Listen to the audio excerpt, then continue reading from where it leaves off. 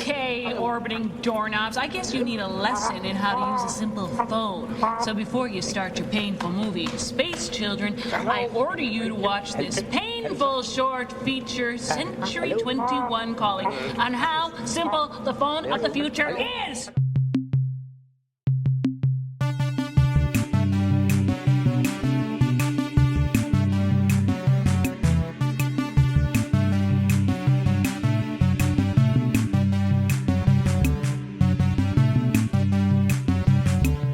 This time we watched Season 9, Episode 6, The Space Children. In which kids save us from nuclear war by dismantling all of our nuclear warheads?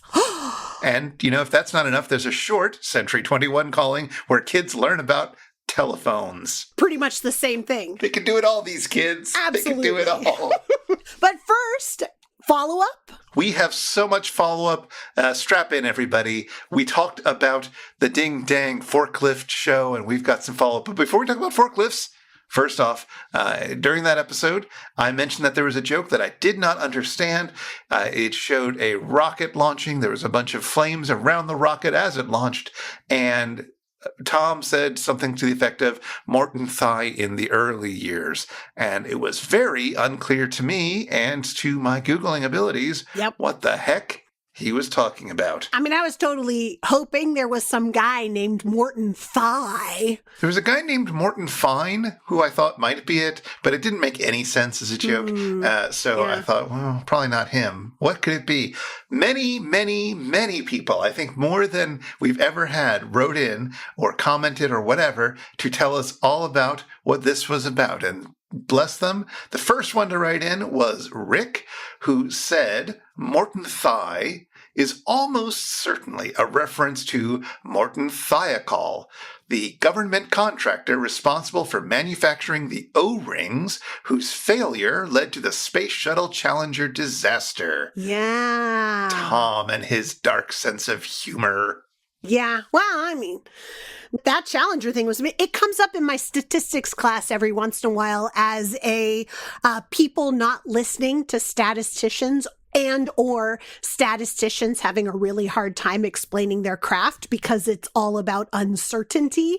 But, sure, there was a large chance that failure was going to happen with the statistical analyses that they had run on the temperatures and the O-rings. And anyway, we should leave disasters behind. All right, so that is fascinating, and thank you to everybody who wrote in. Mm-hmm. Next up, we got several messages on the topic of forklifts. Which is phenomenal and much more positive in tone, I'm sure, right? Mostly, yeah. Oh, a lot of this happened on our Patreon-only Discord, which anybody who supports us on Patreon can join and chat with us. Devoted listener Jess there writes, I have driven a forklift. I had to be trained in forklift operation for my first job out of college in the auto industry. We had to learn all facets of automaking, including material conveyance across the factories. Whoa! Hashtag forklift certified. Or was she? Yeah. One thing that you didn't mention was that on forklifts, the driving axle is at the rear, not the front. It is very tricky to get used to because it is the opposite of a car, so that it can make tighter turns at corners.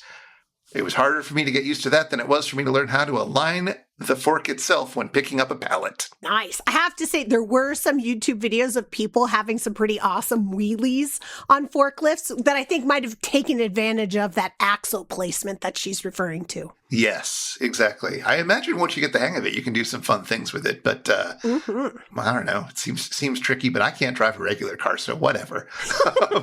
And then we had two people writing in about forklift safety shorts. Ooh. So Cy wrote to talk about a short called The Great Betrayal from 1974. Oh my gosh. It features a robot named Cy who tries to teach a bunch of know-it-all professional forklift operators a thing or two about the safe operation of forklifts. A robot teaching humans?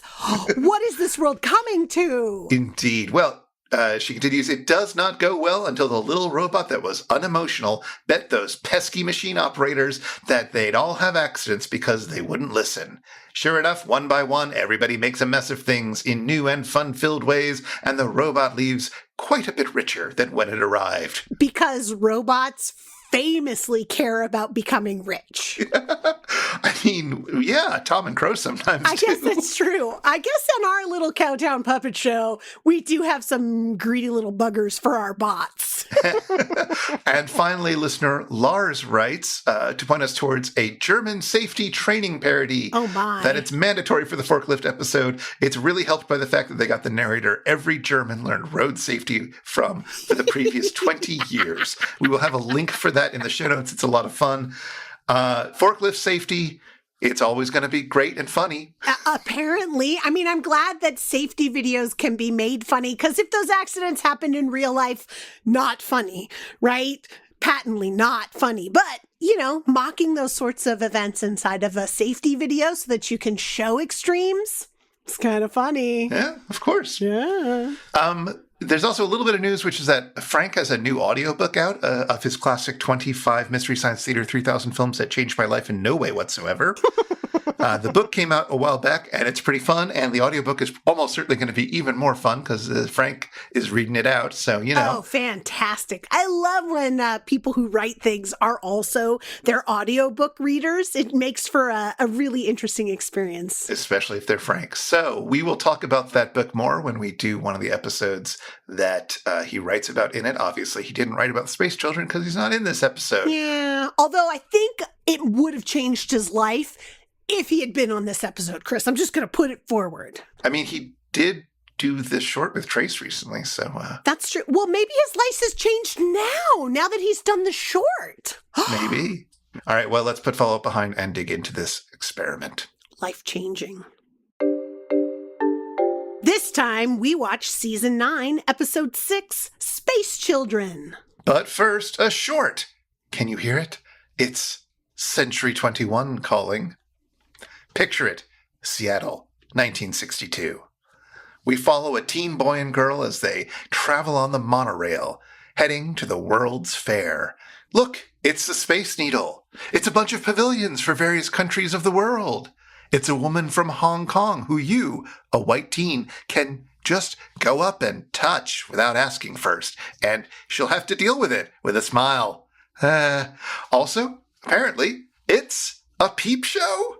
No time for that, though. Not when the world of tomorrow and the United States Science Exhibit awaits. And sure, there's stuff about chemistry and biology and zoology, but nothing captures our teens' imaginations as much as the exhibit on the future of telephony. And the company that'll bring it to you? AT&T, or, as it was called then, Bell Telephone. After spending hours and hours and hours learning about the telephone of the future, which I'm sure we'll be talking about in more detail in a little bit, the sun finally sets on Seattle. Our teens ride up to the revolving restaurant at the top of the Space Needle while some guy sings a song about the phone of tomorrow that isn't nearly as good as the one about the electric home of tomorrow from Design for Dreaming. Ah, well, you can't have everything. The end. And now for our feature presentation. We open on the Brewster family relocating to a trailer park on the beach for a job. A job! Yes, they've left the big city of San Francisco so Dave Brewster, the dad, can join work on a missile defense system, and the launch of that system is going to take place in the very near future. As they travel in, the Brewster children, Bud and Ken, notice a strange beam of light in the sky. Their parents don't notice it, though. Maybe they're too wrapped up in arguing about this move. After all, Ann Brewster, their mom, is not excited to be making a home in the beach trailer park with a bunch of people she doesn't know. But, you know, marriage expectations for 1958 dictate the wife goes where the husband can work, and this is a very good opportunity, and she should just stop complaining already. I mean, I guess I'm happy she's allowed to have an opinion and express express it, honestly. Anyway, upon arrival, some of these super nice neighbors introduce themselves. Seems there's lots of kids the ages of Bud and Ken, so this is going to work out fine. The kids all run down to the beach and start exploring while the adults continue introductions. All these kids run around like a little pack and start exploring a cave of wonders. Well, a cave with a glowing rock that seems to speak telepathically to some of the kids, especially Bud. Bud, though new to the group, takes on a leadership role using what I assume is kid telepathy behind some fraught stares. He starts directing the other kids in their communal actions using his mind. Okay, I have to mention this because it seems cool and really unusual for a 50s movie. One of the families has an older kid and a second marriage stepfather type situation, and it seems the mom is actually the one employed by this missile defense system company, which is really super unexpected. Unfortunately, the husband is just like a bully drunk stepdad stereotype who maybe feels bitter, maybe emasculated, and will take that out on his wife's kid whenever possible. The glowing rock, though, takes this guy out. I mean, thankfully, because he's such an asshat and no one misses him. Anyway, the glowing rock continues to grow in size and has orders for the kids. They are to disable the rocket launch so the missiles can be destroyed. The kids sneak around the top secret facility and they do just that. They disable trucks carrying fuel, they sabotage equipment in the launch facility, and they're very stealthy with doing it in a way I have never seen a group of kids accomplish. So the missile launch that Dave Brewster traveled all this way and relocated his family to be a part of is an unmitigated disaster. As are all missile launches in nations around the globe. Bud reveals that glowing rocks from space have been sent to many areas worldwide to destroy the nuclear capabilities of mankind using the local kids. Someone or something knows mankind just isn't ready yet to have that kind of destructive power. The movie ends with another beam of light that now all the children and adults can see, bringing that glowing rock back to its brethren in the sky, its mission accomplished, saving mankind from itself. The end. Meanwhile, on the satellite of love, Tom has set up a kissing booth, and Mike is excited to get a dry, perfunctory grandma kiss. Tom charges him $49.95, but Mike complains that what he gets is more of an aunt kiss. The more I think about this comment, the more I realize it actually makes sense. And on that subject, I will take no further questions. But while Tom practices kissing, a stranger wanders onto the satellite of love. A guy named Lax? The name tag reads L-A-C-K-S, Lax. Anyway, he's here to install the new office phone system. See, Pearl has a theory. The better you are at officing, the easier it is to take over the world. Just wait till she hears about Kanban. She sets up an all-hands phone conference, but, since everybody's phones are right next to each other, there's a lot of echo. Frustrated, she makes everybody watch Century 21 Calling, as, I previously described to you. It's about phones. The short gets Mike absolutely pumped, and he pretends to be looking around all excited at things at a pretend World's Fair. But unfortunately, he's doing this during the sci-fi era, so his joy and excitement must be punished. Tom and Crow drop a wrecking ball on him. Well, inspired by the Thunderer rocket in the movie, Mike tries to launch a model rocket, but it doesn't work. He tries to examine it closely to see what went wrong, and then Tom causes it to explode in his face. Whoops. Anyway, down at Castle Forrester, Pearl shows off a proper, full-sized rocket. So, take that, Mike. She plans to send Bobo into space. Let's see how that goes. Then, after a bit more movie, Crow is ready for another one of his famous fashion shows. This time, he shows off the sexy looks of Jackie Coogan. Mike and Tom, and it turns out Crow, are all absolutely disgusted by the idea of a middle-aged man feeling comfortable with his body. That's the joke.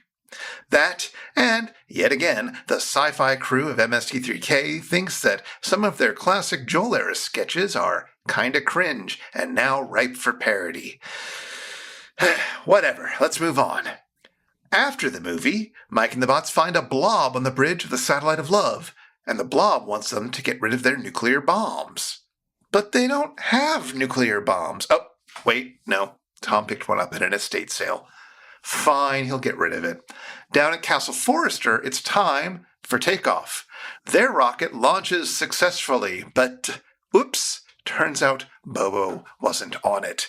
He was off getting a Three Musketeers candy bar and didn't make it back into the rocket in time. And now the rocket, without a driver, somehow turns around and heads straight for the castle. The end? Well, what do you think, sirs? What did you think of this episode? I guess it was okay. I have to admit, this is kind of weird, but I actually kind of like the movie. Yeah. No, I mean, I didn't expect to. No, this is sort of my takeaway. This is a pretty good episode. I mean, I know I just complained a lot about some of the sci-fi yuckiness that happens during it, and that happens, but it's not a big deal. This is a fantastic movie and a great short to pair with it. Yeah. Sorry, let me clarify. This is a fantastic movie for MST3K. Sure. It is not a good movie, but it is a competently made, interesting movie that nevertheless doesn't do a very good job with it, but also gives them lots of room to make riffs and lots of weird things to make jokes about. Yes. I don't know if I would have wanted to watch this movie unriffed, but it's a compelling enough story and idea that I was interested in watching the movie more than I was interested in just absolutely roasting it, right? It was a nice thing to be in the middle of, roasting a little, but not completely, because the movie actually had some, I don't know, it had a nice tangible storyline and message. For an MST3K movie, I'll give you that qualification, but it's a good movie in that genre. Yeah, I mean, let's be clear. For whatever reason, they take Dad out to pick up the blob thing, the glowing brioche that has been left in the cave. Mm-hmm. They bring it home, and then in the next morning, they return it to the cave. None of that had to happen. No, this would have been a really good Twilight Zone episode. It would have been really good if it was shorter and they could condense some of those weird choices that they made. Exactly. And there are other movies out there that sort of tackle similar issues that do it better. But anyway, a good movie for them to pick. I'm glad they did it. Yeah. You know one of the things I did want to point out about this movie? What's that? And they sort of go with it in the riffing as well. Mm-hmm. There is so much bad 50s era parenting in this film. Oh, sure. Yeah. Not only do you have the one guy who is an alcoholic and a stepfather and who is gonna hit his kid and starts wrestling with him at one point before the alien intelligence stops him and kills him. Gonna hit his not kid, right? He makes a huge point of in no way accepting this kid as his own kid. But even the father of, our main kids, even Bud's father, gets really angry at him at one point for no good reason and gets a bit threatening. And none of the adults basically are willing to listen to the kids at all. They're constantly shutting them up. It's why they have to go behind their back to sabotage the rocket. Yes, that's true, I suppose. Nobody's going to listen to the aliens about, dismantling nuclear warheads, and they're not going to listen to the children to dismantle the nuclear warheads, even though, we're saving the world for our kids. So, you just got to dismantle that stuff. It's true. The parenting stuff is amazing because it's also running the line of kids, run off and go play. Okay, it's 10 o'clock. Where the fuck are you? Why aren't you home yet? It's no, you can't have it both ways. You didn't give them a curfew. These children have no curfew, and you want them home at a certain time? Well, let's be fair. There may be an assumed curfew that they didn't have to tell us because they told them 3 years ago that you need to be in before sundown. Well, I don't know. I I'm watching this thing and it's dark out and they're having a hot dog roast and they send their kids to the beach to play. And it's literally 10 minutes later in the movie where they're like, where are the kids? It's like they just walked 10 feet. You've got to be, where are the kids? You just sent them away. That's true. But, even though the movie is showing 50s parenting as you kind of expect 50s parenting to be, except for, the physical abuse. Yes. Like spanking, that was kind of okay, right? So for the 50s, in the 50s, as people thought about it, the movie has no time for any of it. The movie does not let the parents get away with any of it. They are always in the wrong when they are disrespectful to their children. And that's unexpected from this movie. Very true. Very true. And you actually have, not to contradict you from earlier, but the dad does listen to his kids. Eventually, yeah. Right? Like his kids are just like, something's going on. There's this thing in the cave. We want you to come look at it because something's happening. Right? And, maybe he doesn't totally believe them when they're saying it's talking to them or but he does believe that things are happening. And maybe the alien is doing a bit of mind control on him. Yes, maybe, because it is suggested that the bad stepdad gets his mind mashed up internally by the glowing brioche, as you call it. I'm glad they didn't explain it, but yeah, something like that.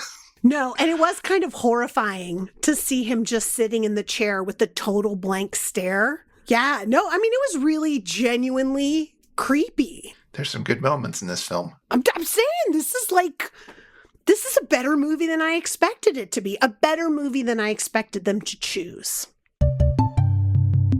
Boop-a-doop-a-doop, boop, boo. Boop-a-doop-a-doop, boop, boo. Ring, ring, ring, ring, ring, ring, ring. Banana phone. Coming this fall from AT&T.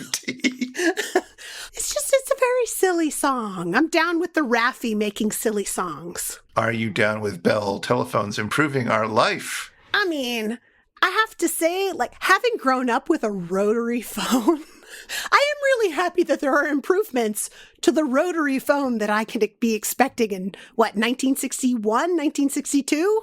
This is from the 1962 World's Fair in Seattle, which was called Century 21 Exposition. 100% the things that they are suggesting are all vast improvements over the rotary telephone. This was fascinating because this was a future tech demo from 1962, and almost everything that they talked about eventually became an actual product, and almost none of it matters anymore. It's true. Isn't it amazing how quickly technology has progressed in the last lots of years? 63. Let's go over some of the tech that is shown off in this short, and we can talk about what happened. Where is it now? What happened to it? All right. Sounds perfect. Obviously, we're gonna just focus on the telephone stuff. We're gonna not worry about whether there was actually. There must have actually been a peep show at the World's Fair.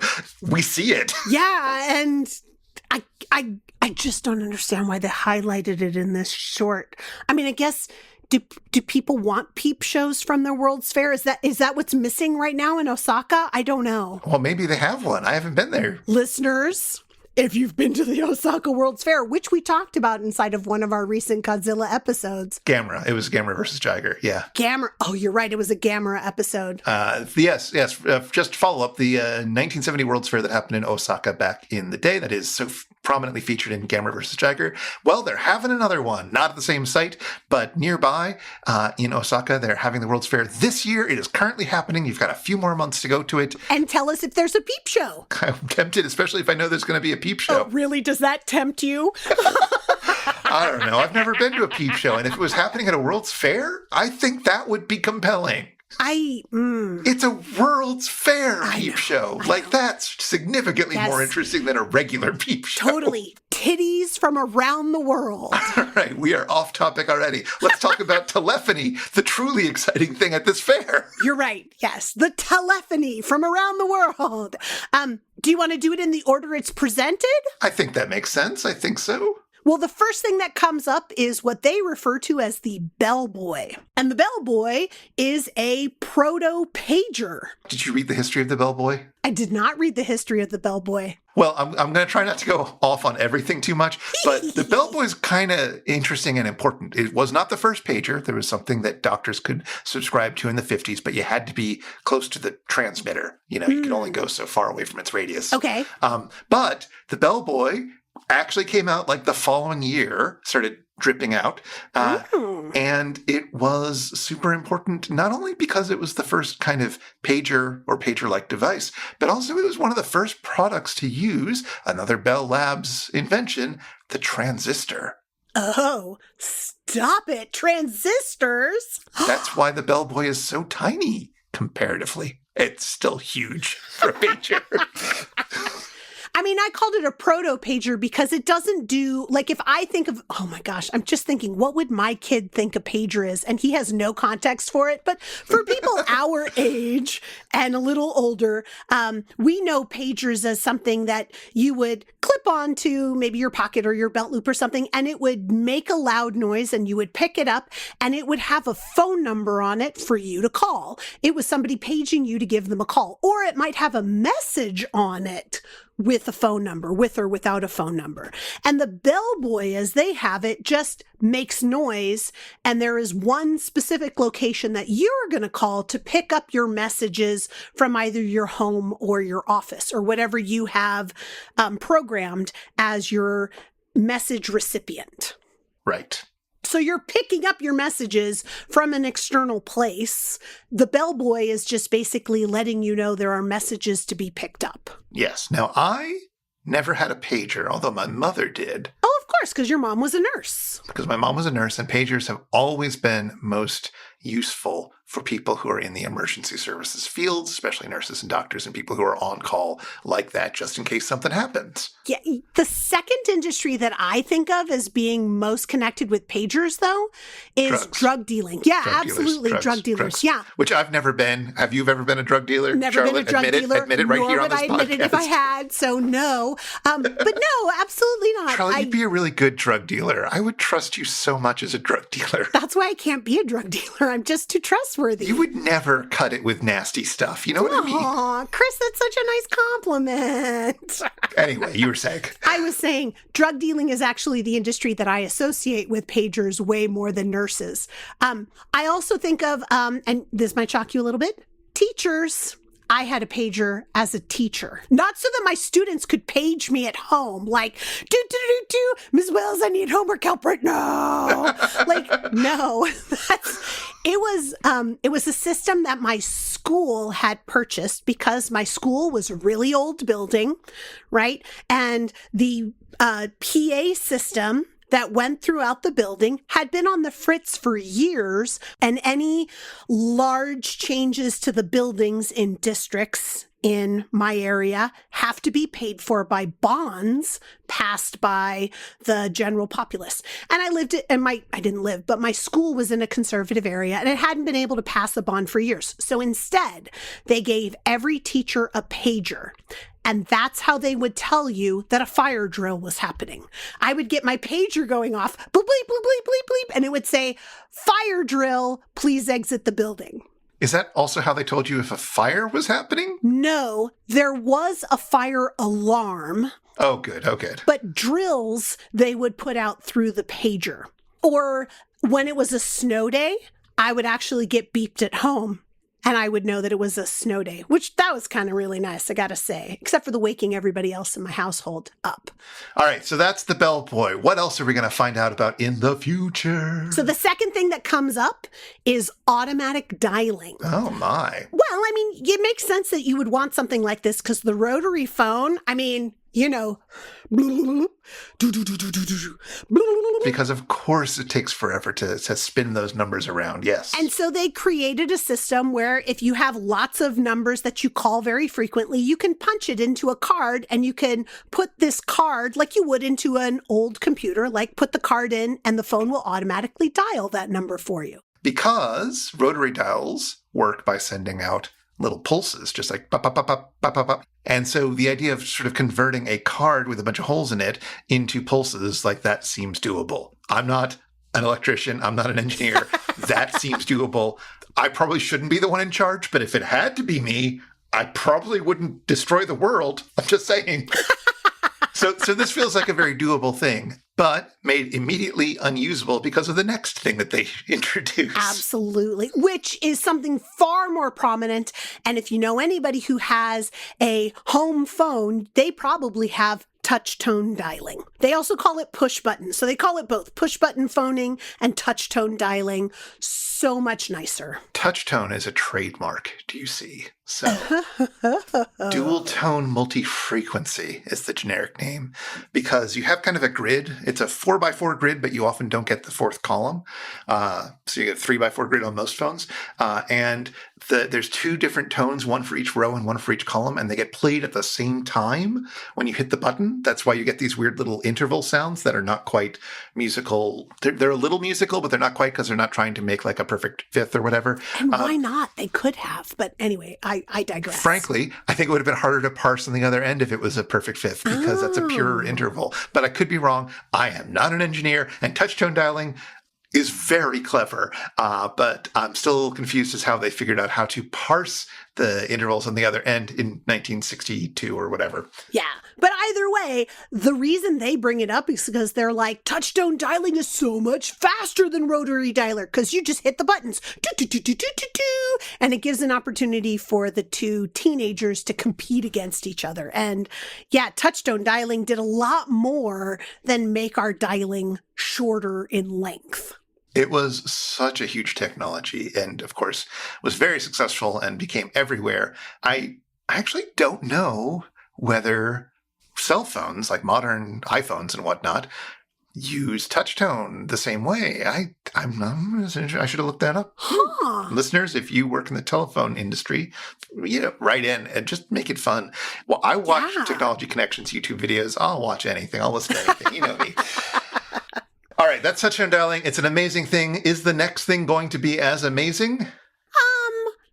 It requires the touch tone dialing because it's like the automatic dialer, but for touch tones where you can just have a 2-digit code for your 10-digit phone number. And so you dial less numbers. You just have to tell the phone company what your favorite numbers to call are, and they'll give you 2-digit codes that you can put in instead of, having to dial all 10 digits. So it takes your 10-digit touch tone and makes it a 2-digit touch tone instead. It's so time-saving. Well, and by the time it actually came out, there was usually a code that you had to *74. You had to type in first and then you would type in your 1 or 2-digit code. In which case, if you're touching 5 buttons, is that really any less than the 7 you would call for a local number, or the 10 plus 1 for the area code, so the 11 that you would dial for another? I don't know how much time saving there is, but you know what? Every little bit helps. Maybe. I don't know. This didn't really roll out or become big until the 70s. I remember it existing when I was a kid, and I remember that we thought this seemed silly. You had to program the phone company to tell them what number it was, and then you still had to remember 2 digits instead of the 10-digit number that your grandma has that you grew up with. Like, no, you're not going to... I don't know. Did your family use it at all? No, I didn't even know that this existed. The only thing that I could remember was was it *69 where it would automatically redial the last call that came into you? That was the only thing I remembered like this. So I'm like, I don't remember ever even thinking about a 2-digit code. Yeah, no, *69, which Mike mentions in the opening sketch, but which is not in this short, so that's interesting. No. They hadn't invented that one yet, I suppose. Yeah. What's next? Next up is call transferring or call forwarding. They didn't really give it a good name, a good snappy thing like the bellboy, but the ability to have a call that you know is coming in forwarded to a different phone number so that you could get your phone calls at another location. Yeah. That seems really helpful and Yeah, I'm down with that, and that totally exists. It did then, and it still does now. I believe you can still set up your iPhone to do it. I've never done it. There are a few people I know who have like a work phone number as well as their home phone number, and both of them will come into the same cell phone. So it's two different numbers that are coming to the same cell phone. I don't know if their work number goes through another place and then comes to their cell phone, but either way, you're getting calls from multiple phone numbers into a single phone, which is kind of cool. They've also made it significantly more complicated since 1962. Their visions have gotten bigger. So now you have all sorts of like conditionals, like if this number is busy, forward it. But if it's not, send it through so that your secretary can get it if you're on the phone or whatever.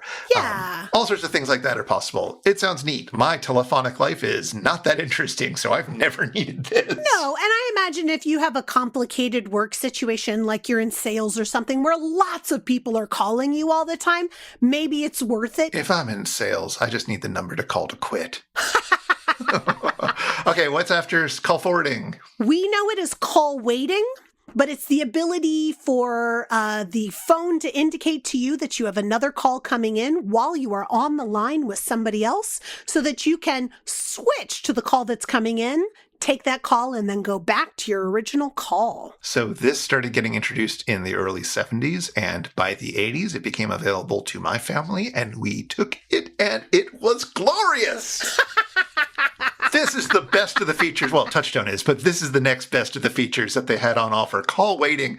Oh, my word. In the 80s and 90s, that was the necessary technology to live with a phone, and especially in a family and all that. Yeah, because everybody did not have their own cell phone and their own phone line. You had one phone for the entire household.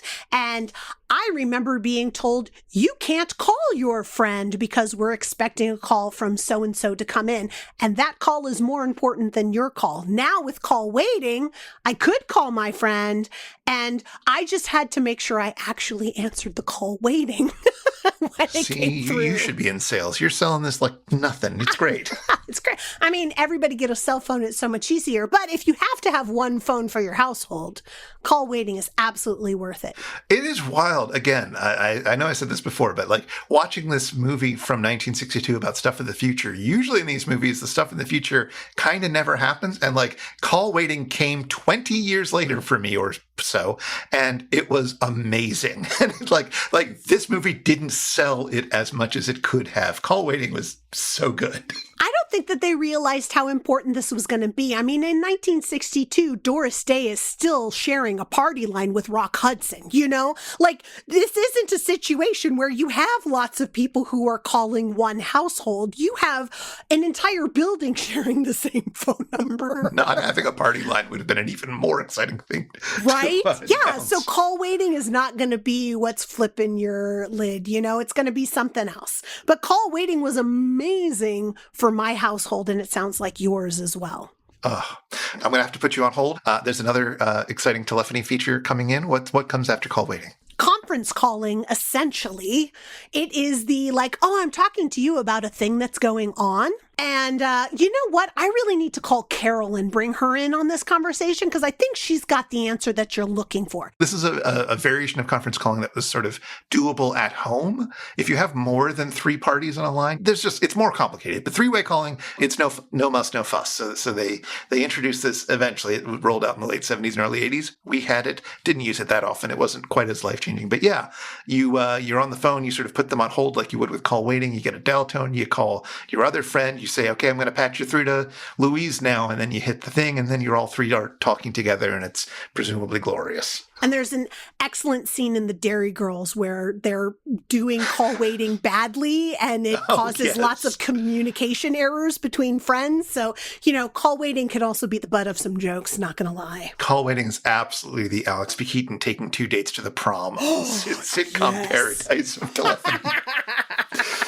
All right. By my reckoning, there's one more thing that we get after three-way calling. Indeed. Yes. It's the ability to call home and interact with your appliances in your home, like turn the oven on and off, turn the air conditioner on and off, something like that, so that you can control your household appliances with a simple phone call. This never came out the way they described it. but we can do it now anyways. Absolutely. Through the magic of cellular technology and Wi-Fi. Smart home technology and Wi-Fi and all this stuff. There was a kind of home automation from the 70s. It has nothing to do with telephony. It worked through the electrical system. It was called X10, I think. I read a little bit about this, and I was like, this seems kind of impressive, but also apparently didn't work too reliably. Oh, that's too bad. Frankly, even if this system had rolled out and had worked, the oven is not something you want to remotely turn off. Especially if there's any unreliability in the system. No, that's true. Turning on the air conditioner, which they also describe, that's fine. If it doesn't work, you're fine. It's going to be unpleasant, but it's fine. It's very true. The oven not turning off in time? No, because you do not want the oven remaining on when you want it off. I do not trust my gas oven being on when there isn't a person in the house. Probably not worth it. Kids, just microwave. We have a jingle for our upcoming segment, don't we, Chris? Here it goes. Familiar faces, familiar faces, familiar faces, familiar faces, familiar faces. There are a heck of a ton of familiar faces in this movie. Sweet! Let's talk familiar faces. There are also some familiar faces whose faces we don't see in this movie because some of the people behind it are big deals as well, such as the director, who we'll start with, whose name is Jack Arnold. Jack Arnold. That sounds so familiar. Well, you might have heard of him because he directed such films as The Creature from the Black Lagoon. Oh, I have heard of that movie. The Revenge of the Creature, The Incredible Shrinking Man, The Mouse That Roared, It Came from Outer Space, the short The Chicken of Tomorrow. And he also directed a blaxploitation film written by Fred Williamson called Boss. No, I'm not going to say that word. Good choice. Good choice. It seems like the creature in this is not nearly as impressive as the creature from the Black Lagoon. No, I suppose not. So Jack Arnold, knew his way around a film and had done plenty of beloved films and some, moderately stinky films, but none of them are that bad. Like, all these films are, good films for MST3K at the worst, right? Yeah, which honestly, that's a nice marker to have. Yeah, and so we get this one. And also they're, associated with Universal. And so you can get, there are people who, are good who work on this film. So let's see some of those people and what else they did. Okay. Let's start with Russell Johnson. Is he who you would think is the most recognizable of the familiar faces to people? Well, there's sort of two that stand out. Russell Johnson plays Joe Gamble, who is the drunkard who tries to hit his stepson. Mm-hmm. And he is immediately recognizable to a lot of people who grew up watching Gilligan's Island. He is absolutely the only familiar face that I pulled out from watching this without having to do any further research. Like, watching this, I was like, oh my gosh, that's the professor. I mean, they also told you repeatedly that it was it's the true, professor. But the first time you see him, they haven't referred to him as the professor yet. And it's like, oh my gosh, that is absolutely that guy. Yeah, he's also in This Island Earth, and It Came from Outer Space and other stuff. But yes, and this is, of course, before he was the professor on Gilligan's Island. But absolutely 100% him. And the scene where he is being threatening to his stepson, and the Mike and the bots start just humming the Gilligan's Island theme softly, ridiculous and silly. Very good, very funny. Yeah, and it is like a real opposite from the professor character, right? Oh, yeah, he's doing a great job here playing an absolutely terrible, insufferable, awful person who we're not too upset when he dies. No one is. Not even his wife. Oh, so good. Like, her first line is, well, not sorry to see that guy go. The next most familiar face in the movie is, of course, going to be Jackie Coogan. His name gets written real big at one point in the credits. He is playing Hank Johnson, who's another scientist at the facility. And, of course, Jackie Coogan, most famous for being the kid in Charlie Chaplin's The Kid when he was about 4 years old. Do you really think that's what he's most known for? Well, it's one of two or three things that he's most known for, especially if you count what happened after The Kid as part of that. Because he was a child actor. And he grew up, and he continued to be in a bunch of other movies. That's probably his most famous child acting thing. But he was in, I think he was in a Tom Sawyer and Huck Finn type adaptations as well. Mm-hmm. When he grew up, when he became an adult, he was like, great, all that money I made, that millions of dollars that would these days be like tens of millions of dollars that I made, I will enjoy it now. And his parents were like, but we spent it. Oh. And he sued them. And eventually, this led to the Coogan Act, the California Child Actors Bill, which says that a portion of children's income has to be put into a trust for them to, enjoy when they're grown. These days, it's about 15%. That's awesome, actually. What a good thing for his name to be associated with. Seriously. Yeah. Right? Because poor child, I'm not poor, but it is really rough to think of these child actors who end up being splashed across TV screens and movies, walking away with nothing, or worse than nothing, right? Like having their entire psyche destroyed being in some of these films or TV shows. Yeah. No, and of course, when he was much older, he continued acting, and so he is most famous for his appearance in Wonton Tom, the dog that saved Hollywood. You're still teasing me here, Chris. You're killing me, man. I'm dying slowly because none of that is what they're riffing about when they're talking about Jackie Coogan. None of what you're talking about is part of that. Okay, tell him who he really is. He's Uncle Fester. He's Uncle Fester from the old TV show The Addams Family, the one with John Astin as Gomez. I didn't believe it, despite all of the riffs. I'm like, no, that's not. No, are they just saying Fester because he's built like Fester? Because he's kind of a robust guy, right? And they're putting him in these robes so he just looks like a block of man, But no, I had to look it up. It really is Uncle Fester. It's a shame. I always think of Christopher Lloyd as Fester now. Oh, sure. Yeah, I mean, it's the Addams Family movies from the 90s ruined it for me. It's Christopher Lloyd. But, okay, Jackie Coogan, too. Yeah. All right. Who do you want to do next? I don't know. Is there another person who's going to be super familiar to our listeners? Well, I think yes. Raymond Bailey, who plays Dr. Warman, or Wallman as it comes out, or woman in some accents. It's very strange. Raymond Bailey is best known for his work on the Beverly Hillbillies. Oh, yeah. He's the banker, right? He is Mr. Drysdale. Devoted listener Greg wrote in very excited that we might look at some Beverly Hillbillies and talk about Mr. Drysdale, which, as he points out, they never mention that that's him. Maybe because he wasn't wearing the toupee and they didn't recognize him. Maybe. Who can say, right? Right. Anyway, listener Greg particularly recommended an episode called Jed Gets the Misery from season 2, which is out of copyright because some people forgot to do some paperwork. And so it's easily accessible on YouTube if you want to go check it out. Hooray! Which I did. Oh, good. I did too. What did you think of it?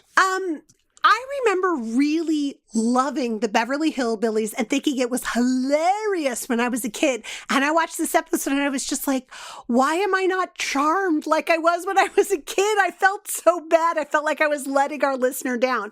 I mean, I like the storyline, right? The whole storyline is Granny doesn't feel loved and respected because they've moved to Beverly Hills and she doesn't have neighbors that are coming by and calling on her for advice and help. And she used to doctor and help people. So Jed pretends to be sick so that Granny can cure him and feel needed and loved again, right? So it's a real nice setup. And then, of course, comedy ensues because the banker comes by to say hi and he's like, oh, I'm sick too. I'll do anything to make this family like me more. And then, of course, she forces him to get into a nightgown and sit in bed with Jed. And that's awesome because he can't do his job and he's all upset. And then the doctor comes by.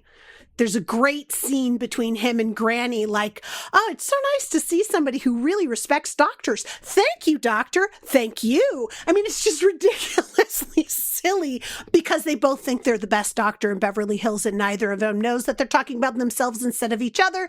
And then, of course, she eventually gets the doctor in bed and she cures them all by cutting their hair and burying the hair in the backyard and saying words over it. Yes, but it sounds like she's going to cut them up up and do terrible things to them. And it's a lot of horror going on in this episode, frankly. Well, that and the list of ingredients that she calls the pharmacy for.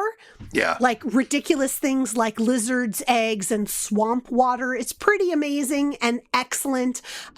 It sounds so much funnier describing it than it was actually watching it. And I think that's just because, I don't know, maybe I was in a bad mood when I was watching it or something, because it does sound very funny and heartwarming, like the Beverly Hillbillies were a family who were there for each other. I mostly wish that the laugh track wasn't quite so loud. Maybe that would help. The very fake laugh track. It's off-putting these days, right? Oh, it super is. But I did get to see and was reminded of the fact that I really like Nancy Culp, who plays Jane Hathaway, the assistant to Mr. Drysdale.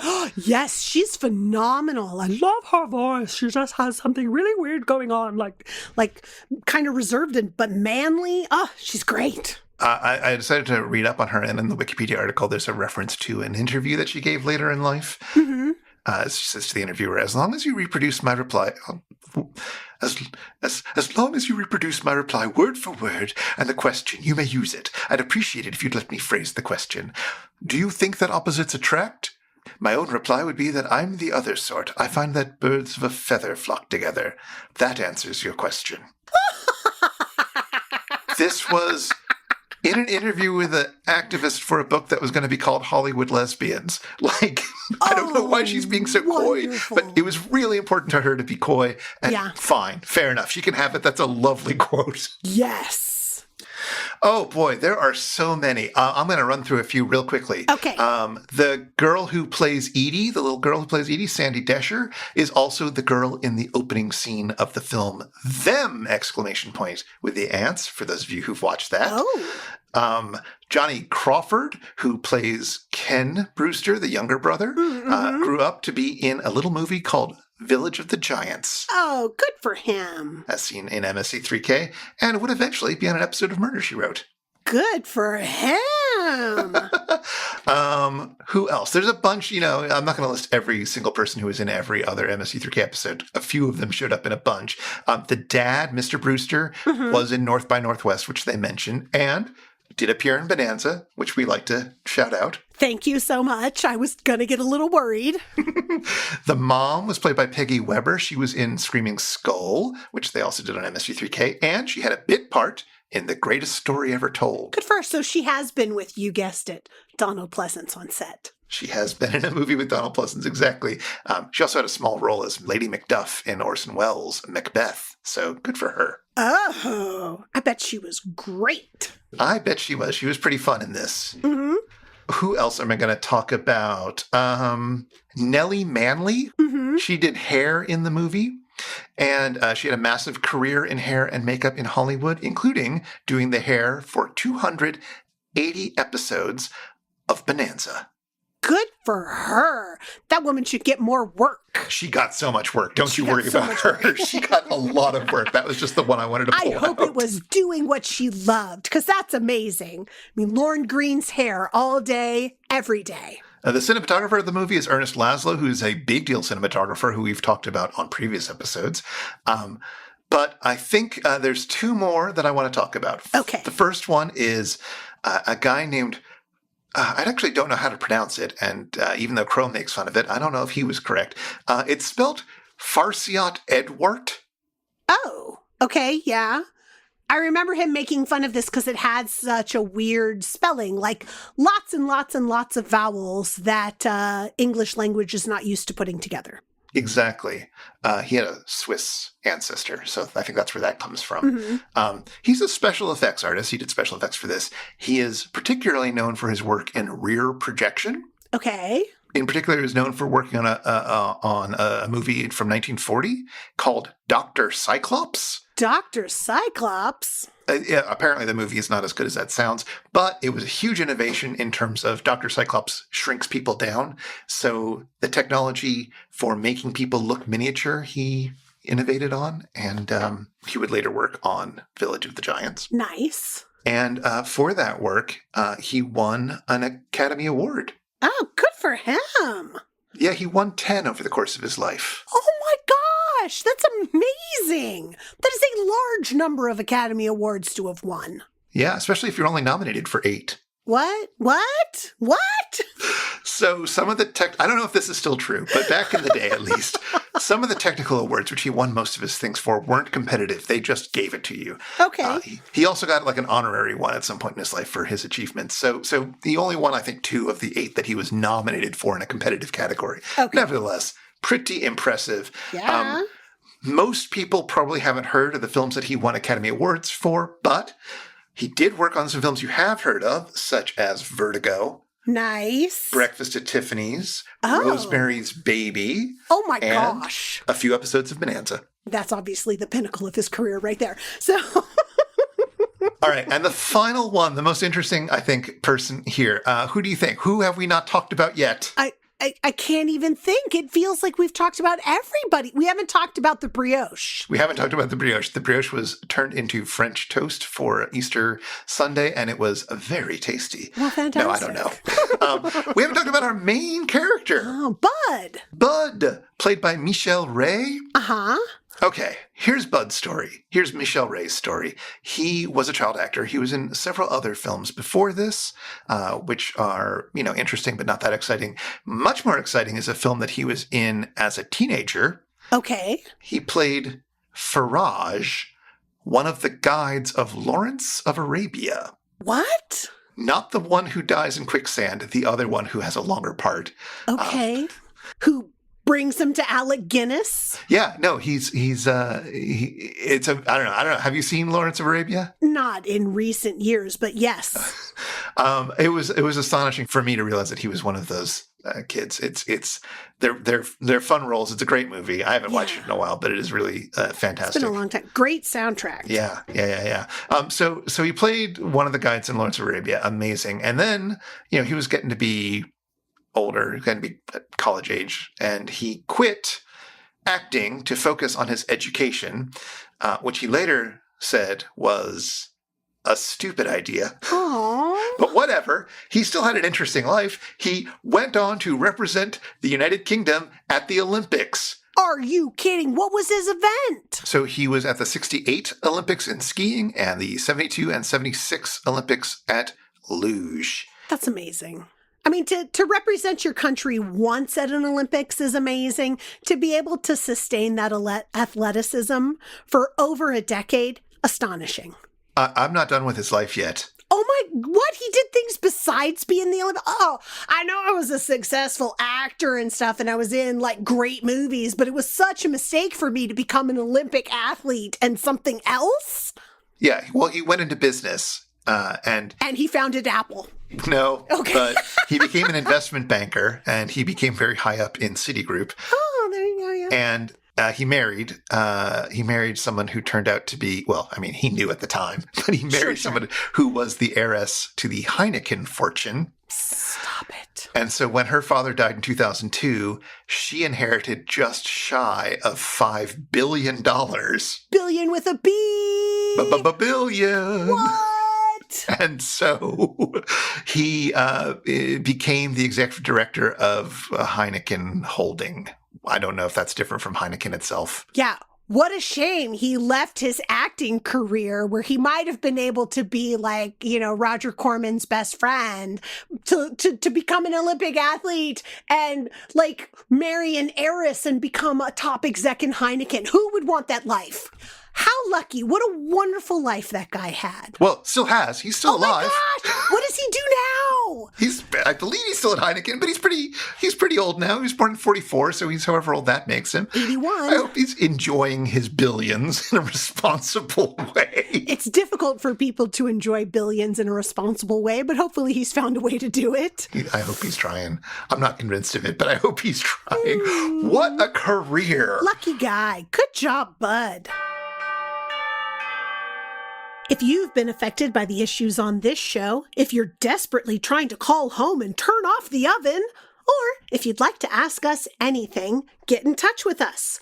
Our email is info@itsjustashow.com, and we're on Blue Sky. We'd love to hear from you. This show is made possible by listeners like you, and like our randomly selected supporter, Marty. Thank you, Marty.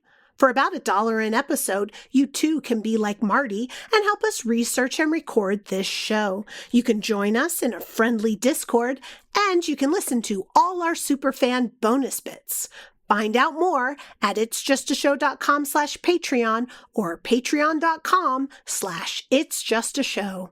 And if you want to follow up on anything that was mentioned today, you'll find links in our show notes at itsjustashow.com/episode/178.